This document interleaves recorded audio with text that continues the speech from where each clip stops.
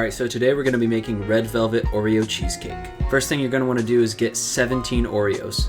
You're going to want to take out the cream from about half of them. Then you're going to want to put them in a Ziploc bag with just a little bit of the top open, and you're going to crush those bad boys. Using the bottom of a small pan works perfectly. It also makes a really good way to vent when you run out of toilet paper and you can't find it at the store.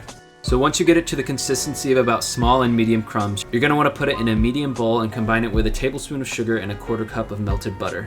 Then you're just going to want to mix it up with a fork until the butter is mixed in with the Oreos.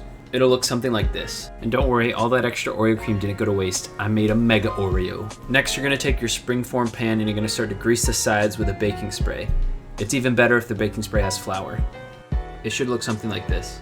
Next, you're going to cut strips of parchment paper to fit the sides of your springform pan. And then you're going to press them down to the sides using the spray as a sticking device. Your goal is to completely cover the sides of the springform pan so that the cheesecake doesn't stick to it at the end. Next, add your crumbs to the springform pan. Then spread it around the bottom.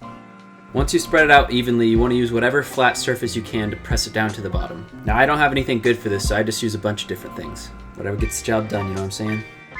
So once you have the crust spread out on the bottom evenly with no gaps, you're going to bake it at 350 degrees Celsius for 8 to 10 minutes. The goal is to get the crust nice and solid so that it doesn't get soggy at the end. And then when it's done, you're going to want to cool it on a cooling rack. Next, in a large bowl, you're going to add 3 8-ounce packages of cream cheese. You'll shake as much as you can until you have to admit defeat and take it out with your hands. But with enough practice, anything is possible. Next, you're going to add 1.5 cups of sugar. Now, I know this looks like a lot of sugar, and it is, but it needs it. Now, you can use a hand mixer for this, but if you're using a stand mixer, put on the whisking attachment. Next, you want to start on low, and then you want to slowly bring it up to speed to about medium speed to mix this all together, pretty much until it's smooth.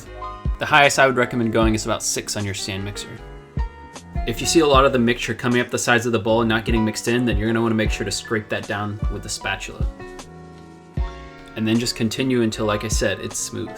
Next, you're going to add 1 cup of sour cream, and sorry the spoon for the sour cream looks so gross, I kind of dipped it in there. And then you're going to beat that on medium speed until combined, around 20 seconds. After that, you're going to add half a cup of buttermilk, and again, just let that mix in until incorporated. Next, you're going to add 2 tablespoons of cocoa powder, along with 2 teaspoons of vanilla extract. You're going to beat those in on medium speed again, and remember to start low so that you don't get cocoa powder everywhere. Now, I know you guys are probably dying to see what it looks like on the inside, and until I get a clear bowl for filming, I'm going to have to do angles like these. Now it comes to time to add the eggs. The way I like to do it is adding them one at a time. You're going to want to mix until they're just under incorporated, not fully incorporated yet. In total, we're going to do 4 large eggs, and on the very last one is when you fully combine it, but you're going to want to just combine it. So basically, as soon as you stop seeing any of the yellowish egg white, that's when you stop. Now, I know what you're thinking. Andrew, this is supposed to be a red velvet cheesecake. Where's the red? Well, I got your red, baby. So for the red, you're just going to get regular red food dye. And you just want to add it in at drops at a time, and then you're going to stir. And then once you have those drops incorporated, you're going to see what color it is, and you're going to see if you need to add more, and then you're going to stir again. So I don't have the number for exactly how many drops I added, but I can show you the color that it should look like when it's done. Now, I know it doesn't look red enough for a red velvet cheesecake, but trust me, it'll get a lot more red as it bakes. And now for probably the most satisfying part, pouring the cheesecake into the pan. Those ripples are just so satisfying. Now, once you get all the batter out and into the pan, you're going to want to make sure it's kind of smooth on the top. If you have to, just hit the side of the pan a few times. Now, you're going to notice that this is kind of full for a 9-inch springform pan.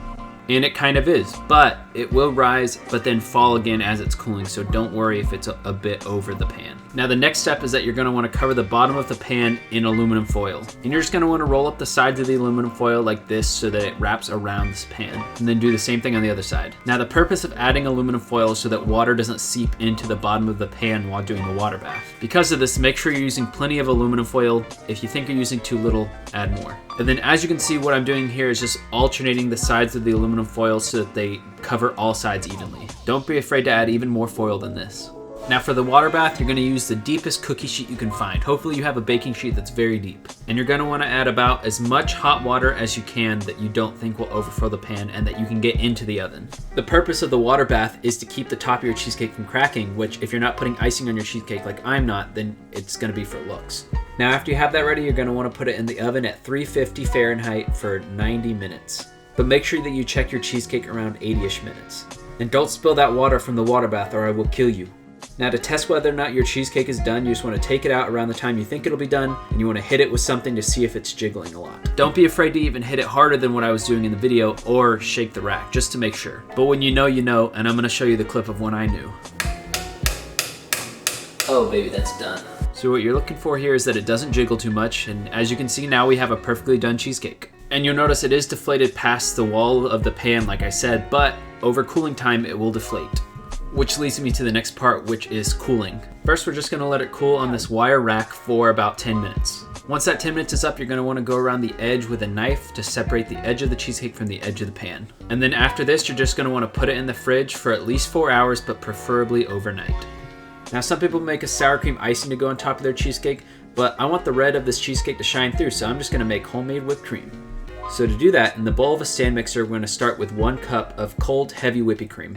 And to that, you're going to add 2 tablespoons of powdered sugar and 1/2 teaspoon of vanilla extract. See, only 3 ingredients. It's so simple, but so delicious. And I decided to double the recipe, so if you're just making one, don't be alarmed that mine is bigger for a reason. Now you're going to want to mix that on about medium-high speed for about 3 to 4 minutes.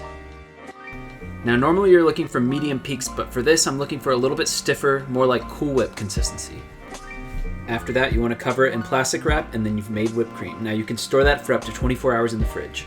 Now as we pull our cheesecake out, we can see that it's deflated definitely below the walls. So now you can just open your springform pan and get the cheesecake out. Now as you can see here, I'm having quite a bit of trouble getting mine out, but this won't be the case for you. Just don't worry and watch me be a fool. But it's okay because it's all worth it, because we got that nice cheesecake removal.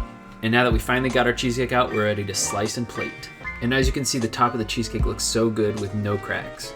So to set this bad boy up, first you're going to take a Ziploc bag and cut the tip. This is if you don't have a piping bag.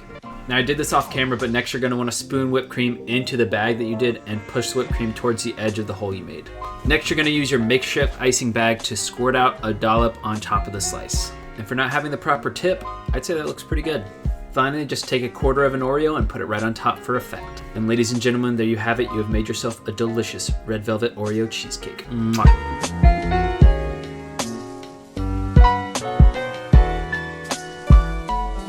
Thank you guys for watching, and if you enjoyed, don't forget to leave a like and subscribe.